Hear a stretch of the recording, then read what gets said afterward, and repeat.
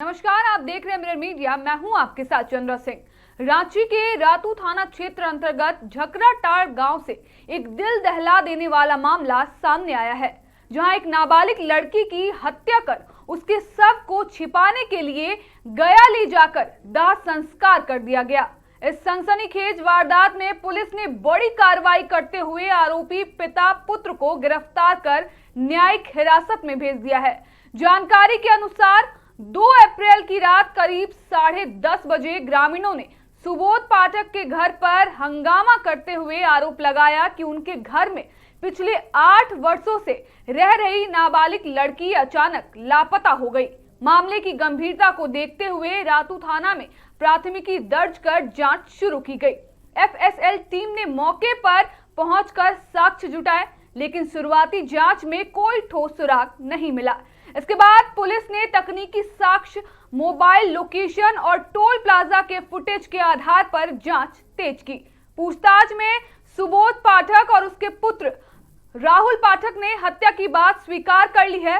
Police के अनुसार सामाजिक बदनामी के डर से दोनों ने वारदात को अंजाम दिया और शव को एम्बुलेंस से गया ले जाकर अंतिम संस्कार कर दिया।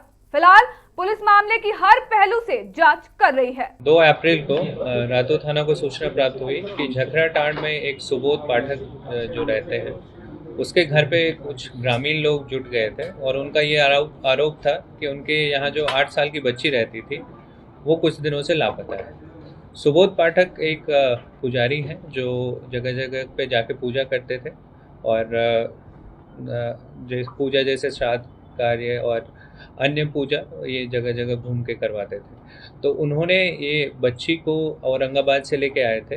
तो बच्ची की माता का डेथ हो गया था और पिताजी विकलांग थे। तो उन्होंने 5 साल की उम्र में ही बच्ची को सुबोध पाठक को बड़ा करने के लिए दे दिया था। तो बच्ची कुछ दिनों से लापता थी, तो पुलिस ने जांच इसमें शुरू की और पता चला कि वहाँ भी औरंगाबाद भी गए तो वहाँ उन्होंने बताया कि बच्ची को लेके यहाँ पे आए थे 12 तारीख को और उसके बाद बच्ची फिर 2 घंटे बाद वापस कहीं और चली गई। तो पुलिस ने अपने बयान पे ही इसमें एक एफआईआर दर्ज की अपहरण का और इसमें जांच स्टार्ट हुआ। जांच के क्रम में पता चला कि ये जो सुबोध पाठक हैं और उसके जो बेटे हैं राहुल पाठक, इन्होंने कन्फेस किया कि राहुल पाठक काफ़ी नाराज़ रहते थे बच्ची के कारण और घर में एक कलेश का माहौल था।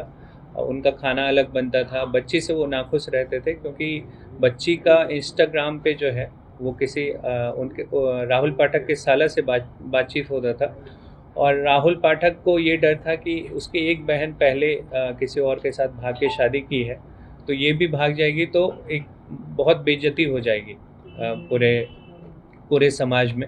तो इसके कारण काफ़ी लड़ाई होती थी राहुल पाठक और उस बच्ची में।